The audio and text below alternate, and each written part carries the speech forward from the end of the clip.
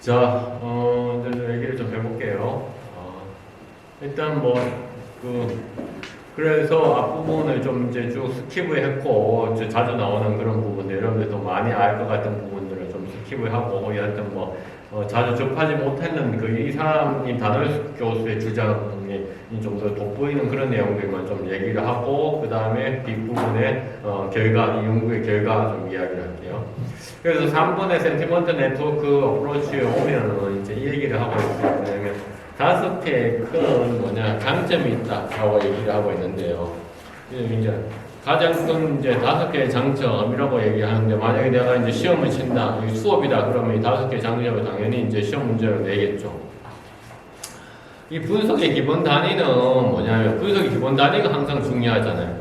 문장의 그러니까 단어 쌍이다라는 거죠. 분석의 기본 단위는 문장의 쌍이기 때문에, 그래서 어떤 타겟과 관계된 그런 센티먼트들을 이렇게 측정을 할 수 있다. 그래서 다큐먼트가 그게 아니라, 분석의 단위가 아니라 다큐먼트. 문서 전체가 분석의 단위가 아니라 문장에 있는 기본 쌍이다라는 거죠. 문장이라면 기본적으로 또 슬라이드를 적용하지 않더라도 우리가 어떻습니까? 그러니까 문장은 아무리 길어도 우리가 20개의 단어 이상은 잘 안 될 거니까 또 그런 장점도 있겠죠. 그래서 여하튼 전체적인 탈수요, 더 많은 그런 마이크로 레벨의 단어쌍들이 그런 체인 네트워크 안에 있어서, 그래서 어떤 그런 짧은 경로들을 이제 형성을 하며, 그러니까 그 센티먼트 단어하고 타겟 단어들의 어떤 그런 근접성들을 추적해 나갈 수 있다라고 얘기했고요. 두 번째 장점으로는 이 사람이 얘기하는 것이 각 코퍼스에 있는, 동일한 코퍼스에 있는 여러 가지 타겟들을 비교할 수 있다라는 것이죠. 그래서 내 텍스트에 있는 여러 타겟에 문재인도 들어있고 김정은도 들어있고 트럼프로 들어있을 경우에 그런 멀티플 타겟들을 그렇죠, 비교할 수도 있다. 같은 거에서도 트럼프에 대해서는 예컨대 네거티브로 할 거고, 김정은에 대해서는 뉴트럴을 하게 하고, 문재인 대통령한테는 파지티브를 하고, 그래서 멀티플 타겟을 컴페어할 수도 있다라는 것이죠. 이제 그런 것들도 자기가 이제 장점으로 얘기를 하고 있고요. 세 번째로는 그러니까 니게이션 같은 것을 이제 이렇게 감성적으로 되게 이제 좀 ambiguity, 애매모호한 것을 이제 다룰 수 있다. 이게 뭐냐면 이제 not good 이래 놓으면 이제 good은 그냥 코퍼스에 넣으면 어떻게 되는가? 아까 빈도 중심으로 하면 좋은 긍정 단어잖아요. 근데 not good은 사실 같이 보면 이것이 이게 좋은 건 아니잖아요. 그렇죠? 그래서 어떤 텍스트 유닛들은 파지티브하고 네거티브의 어떤 센티먼트를 어떤 혼합적으로 있다는 거예요. He was happy that the evil one died. 그러니까 그 사악한 그 악마가 죽었다는 것에 대해서 그가 행복하다. 이렇게 했을 때 이 문장에서는 happy라는 단어라는 그 파지티브하고, 그 다음에 evil이라는 네거티브하고, 그렇죠? 이런 거 또 die 했다는 거하고 네거티브하고 같이 있는 거잖아요. 그 다음에 negation, not good 이런 것들. 그래서 백 오브 워드는 좋은 어프로치인데 뭐가 문제냐면은 이렇게 네게이션을 다루지는 데는 잘 힘들다는 거예요. 왜냐하면 백 오브 워드 어프로치는 단어를 하나 인디펜던트, 독자적으로 다 보기 때문에. 그래서 휴먼 애노베이션, 사람들이 직접 이렇게 분류하는 것은 아마도 이런 믹스드, 복합적인 센티먼트들을, 센티먼트 하는 텍스트들을 판단하는데 더 좋은 솔루션일 수도 있다라는 거죠. 물론 측정의 에러들, 측정의 어떤 오차들이 클 수 있겠죠. 그러니까 사람의 또 휴먼 애노베이션이라고 하니까. 그래서 우리가 이제 그런 인터코드 리라이빌리티 같은 것도 재고 있는데, 특히 사람들이 텍스트를 내가 반드시 부정으로 해야 돼, 긍정으로 해야 돼, 카테고리로 이렇게 분류해야만 되는 그럴 때는 또 이제 위험성이 있을 거예요. 반대로 네트워크의 접근 방식은 이런 에러들의 어떤 관리하는데 좀 더 쉬운, 좀 더 그런 문제들을 좀 해결해 주는 거고요. 그 다음에 각각의 그러한 텍스트 유닛들의 수준들을 이런 코퍼스 단위의 수준을 넘어서서 단어의 어떤 쌍들, 집합된 쌍의 경로들을 핸들링을 함에 통해서 믹스드 센티먼트, 다시 말해가지고 복합된 센티먼트된 감정들을 이렇게 트랙터블 추적을 할 수 있다라는 거죠. 그런 측면에서 이제 또 장점이 있다라고 얘기를 하고 있고요. 네 번째 해서 그 다음에 이제 이 사람은 또 어떤 내추럴 랭귀지 프로세싱이라고 하는 some common 프로세싱의 문제점을 할 수 있다. 이게 뭡니까? 자연어 처리라고 하는 거 하잖아요.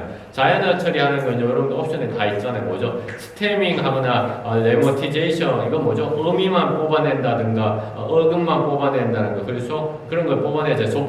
뒤에 조사 빼버리고 그렇죠? 뒤에 그 의미들 빼버리고 이게 스태밍하고 레모티제이션 하는 거잖아요. 예컨대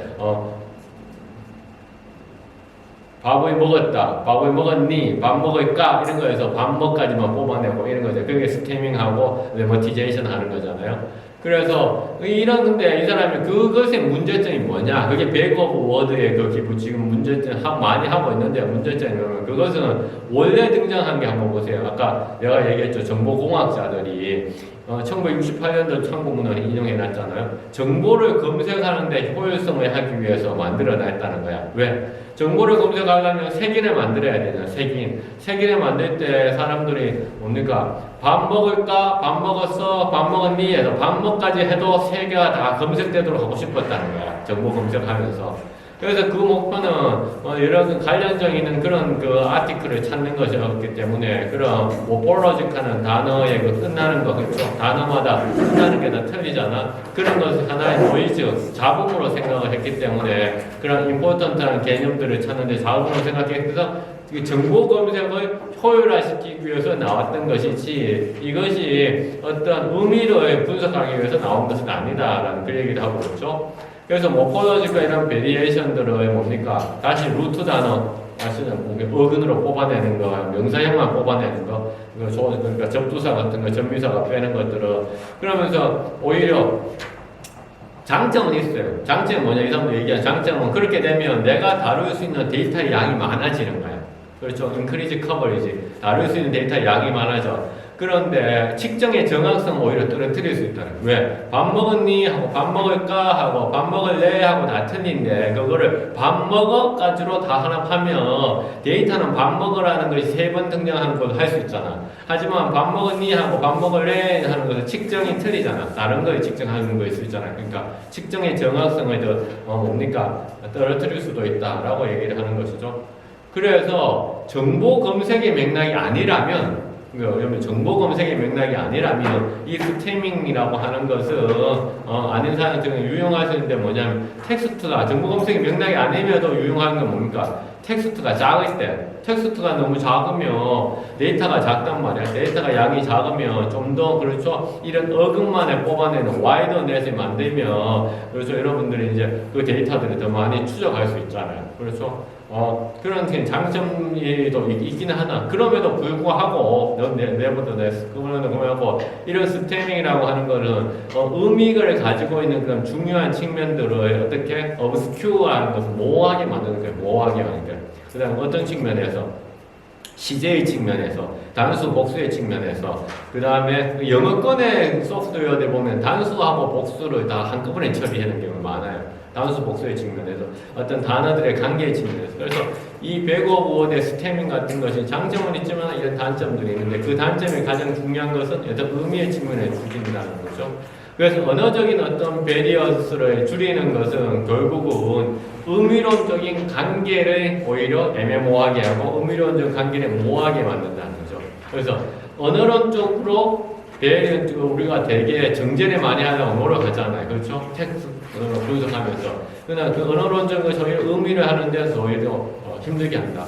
그 다음에 이 사람이 또 이제 다른 다른 장점으로 얘기하는 것은 그러니까 만약에 이런 것에 대해서 캠페인을 한다면 지금 여러분도 이제 지금 더 IMC는 주로 이제 분석만 해주잖아. 근데 분석만 해주는 회사인데 이 회사가 여러분들 예컨대 토탈 커뮤니케이션 회사로 바뀌려고 그러면 캠페인 메시지를 제시를 해줘야 된다고. 그렇죠? 캠페인 메시지를 제시해 주려면 커뮤니케이션 캠페인이나 메시지 디자인을 하기 위해서는 그런 백 오브 워드 어프로치는 오히려 도움이 더 안 된다 이 얘기하는 거죠.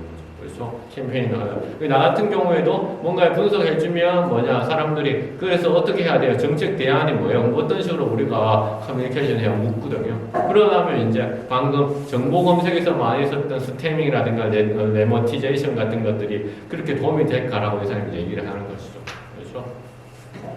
그러면서 이런 특정한 단어의 센티먼트 단어들을 어떻게 타겟화 해가지고 어떤 것이 가장 강도가 높고 어떤 것이 강도가 낮은지, 그렇죠? 그래서 그런 거 필요하고, 그 다음에 이러한 그 raw morphological form, 그러니까 정지하기 전에 그런 거, 정지하기 전에 단어들을 그대로 유지하는 것은 어떤 장점이 있느냐면은 훨씬 더 자연어가 가지고 있는 훨씬 더 그렇죠, greater correspondence, 훨씬 그 자연어가 전달해주는 그 의미의 어떤 전달과 correspondence가 조신하는 거거든. 그걸 더 많이 해줘.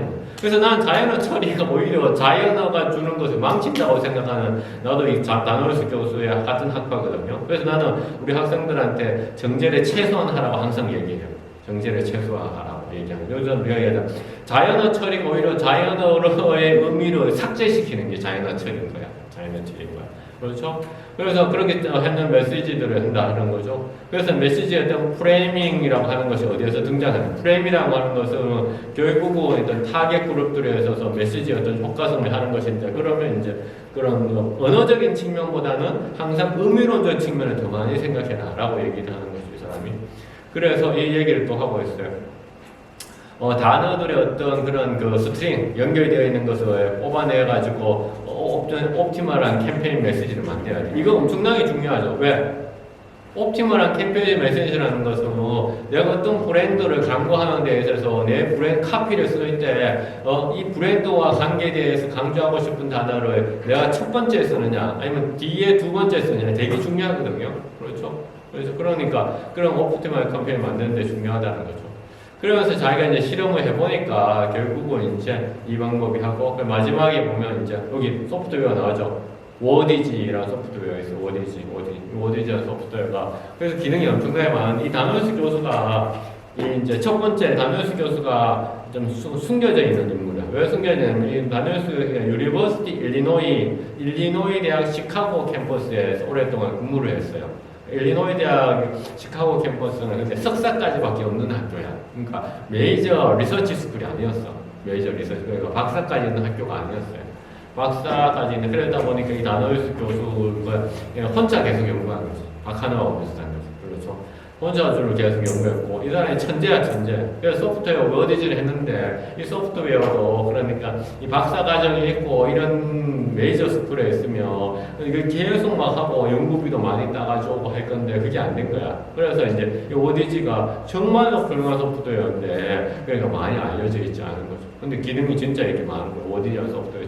1980년대 중후반에 내모였던 거예요. 워디지. 워드지가 보세요. IJ는 뭐예요? 네트워크 개념이 들어있는 거죠. 워드를 단어로 하죠. 단어가 어떻게 노드로 하는 거죠. IJ가 뭐냐?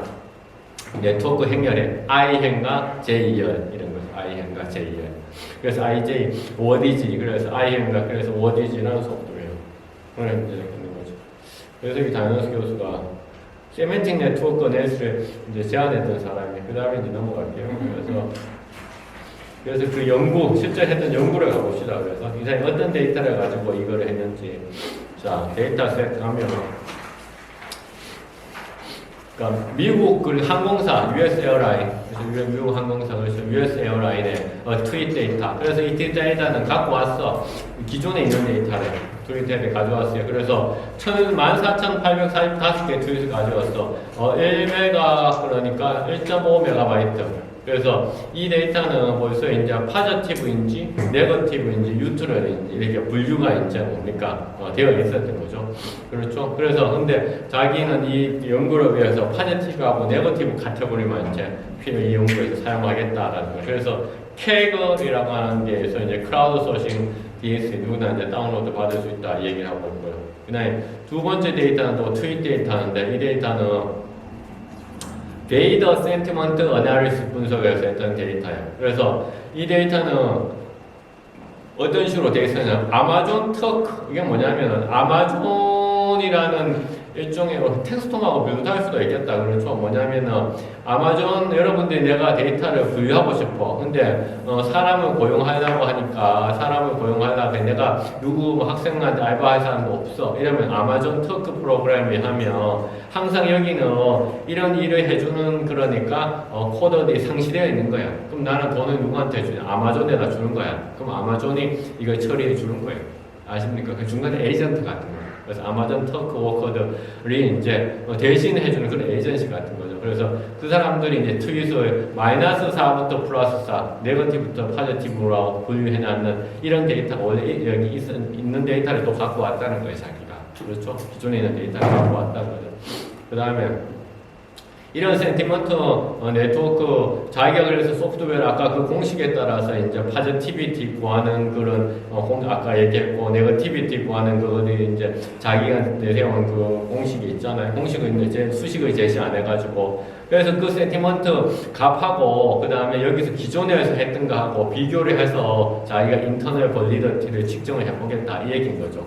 이해합니까? 그래서 기존에 감성 분석되어 있는 이 두 개의 데이터, 트위터 데이터를 갖고 와서 그러니까 자기가 했던 센티먼트 네트워크를 계산하는 그러니까 그 지금 제안하는 센티먼트 네트워크 그것하고 해보겠다는 거고 근데 트위터 데이터만 하니까 엑스터널 벌리더티가 안 생길 수 있으니까 무슨 데이터? 코로나 바이러스와 관계되는 방송 뉴스에 대한 데이터도 또 갖고 와가지고 자기가 또 해보겠다는 것이죠. 이해하시죠? 그래서 이제 엑스터널 벌리더티를 확보하겠다 이 얘기를 한 거예요. 그래서 방송 뉴스도 되게 많이 왔어요. 그 다음에 여기 그 방송 뉴스 가운데 가져가는 건 여기 G데이트 프로젝트라는데 요거 되게 유용해요. G데이트 프로젝트. 요 G데이트 프로젝트가 가면 그러니까 전 세계 뉴스들이 여기 다 있어요. 전 세계 뉴스들이. 주소해놨잖아요. 그렇죠? G데이트 프로 전 세계 뉴스들이 다 있어요. 그래서 여기서 다운로드가 이런 데이터들이 다 있어요. 전 세계 뉴스들이 한국 뉴스도 있고 다 있어요. 전 세계 뉴스들. 얘네들은 이제 크롤링 개념으로 갖고 온 G데이트 프로젝트.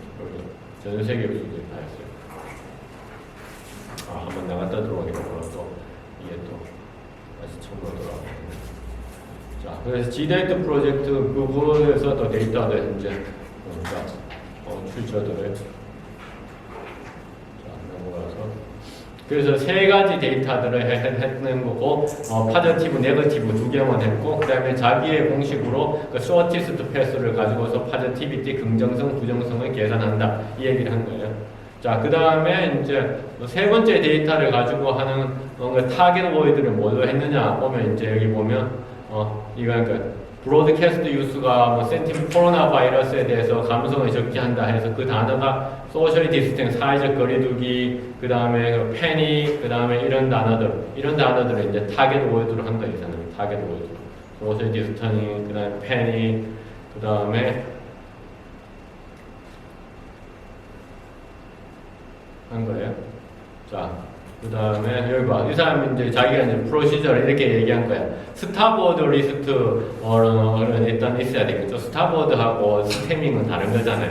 그 다음에 do no 스태밍 안 했다는 거야. 스태밍 안 했다는 거. 그렇죠. 펑추에이션 이런 것들은 뭐 이제 마침표 이런 것들은 뭡니까? 제거를 하고. 그렇죠. 그 다음에 어떤 식으로 정지했는지 정지 원칙들에 대해서 이제 여기 자기가 이제 해놨는 거죠. 정지 원칙들에 대해서 정리를 해놓은 거예요.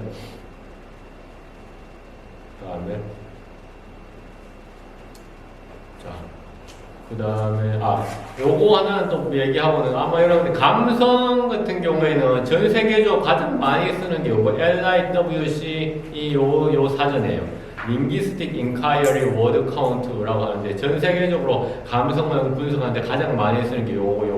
LIWC. 여기 가면 이제 감성 분석. 그래서 한국에 그러니까 교수들이 KLIWC Korean Linguistic Inquiry Word Count라고 해가지고 그러니까 2000년대 초반에 그 연구재단에서 돈을 받아 했었는데 문제는 그게 공개가 안 돼. 자기들만 하고 말았어. 그 이후에 이제 각종의 이제 감성 분석이 막 등장을 하면서 원래 깃허브라든가 가면 이제 온병원 교수 거도 있고 해가지고 감성 코퍼스들이 많죠. 무슨 말인지 알겠죠? 그래서 LIWC가 전 세계에서 영어권에서 가장 많이 쓰는 감성어 그러니까 코퍼스예요. 그것을 했는 KLIWC라는 게 있었어. 2000년대 초반 이 빅데이터 분석이 막 이렇게 붐을 일으키기 전에. 그 다음에 이제 근데 그거는 이제 나는 초창기에 그거를 좀 썼었어요. 그 다음에 이제 빅데이터 분석이 붐이면서 각종의 감성어 코퍼스들이 이제 각자들이 막 내세운 것들이 등장했다 이 얘기하고요. LIWC가 나와가지고 얘기하는 거예요. 자, 그 다음에 항상 그 결론은 미미해요. 항상. 왜냐하면 뭐든지 연구라고 하는 건 알고 나면 별로. 자, 그래서 이제 결과를 보기 위해 가지고 중요한 거 이것만 기억하고 있으면 돼. 자, 뭐냐면 레이쇼, 그러니까 자기가 파저티비티 값하고 네거티비티 값을 앞서 얘기했던 분모 분자, 그 다음에 근접성, 쇼티스 패스 등을 가지고 계산했잖아요. 그럼 봐, 1보다 적은 값, 비율 값은 뭐 얘기하냐면은 파저티비티보다 네거티비티가 되게 많은 거야. 그 해당, 그러니까 센텐스 안에. 그렇죠? 네. 그 다음에, 그래서 만약에 스코어 값이 0.50이면 이거는 네거티비티 값이 파저티비티보다 2배나 많은 거야. 그래서 왜? 1보다 적으면 네거티비티 값이 파저티비티가 많은데, 그러니까 1이 기준이란 말이야. 근데 0.5가 나오면 그러면 이제 절반이잖아요. 절반이니까 네거티비티가 파저티비티보다 2배나 많다는 거예요. 1보다 값이 높으면 그러니까 파저티비티가 계속 높아지고 있는 거라는 거예요. 그러니까 근데 파저티비티 값의 최대값은 없다는 거예요. without upper bound. 파저티비티의 최대값은 없다. 그래서 요것을 기준으로 해서 그래서 이 프로그램을 자기가 C를 가지고 코딩을 했다는 거예요. C를 가지고 코딩을 했대요. C를 가지고 코딩을 했고, 그래서 이제, 그 프로그램의 이름은 이 사람은 SENNET, 센티먼트 네트워크니까 CNET이라고 자기 지었다는 거예요. 그래서 내가 아까 워디지에다가 이 CNET을, 같이 넣어라, 투입해라. 그래서 워디지에 하라고 일단 요청을 해놨어요. 그 다음에 내가 코드를 좀 달라라고 요청을 해서 코드를 받아서 주궁한테 줬는데 지금 실행이 안 되고 있다 그래가지고 어젯밤에 또 에러 하면은 또 단어익수 교수한테 보내는 줬어요. 근데 아마 한국어는 안 될 수도 있을 거예요. 왜냐면 지금 영어로 이렇게 되는 거니까. 그래서 그래서 지금 CNET이라는 소프트웨어를 짰다는 거예요. 그러면 텍스톰에다가 개발자하고 얘기해서 이런 거니까 논리에 따라서 만들 수는 있겠죠. 논리에 따라서 만들 수는 있겠죠. 자, 그래서 결과를 보면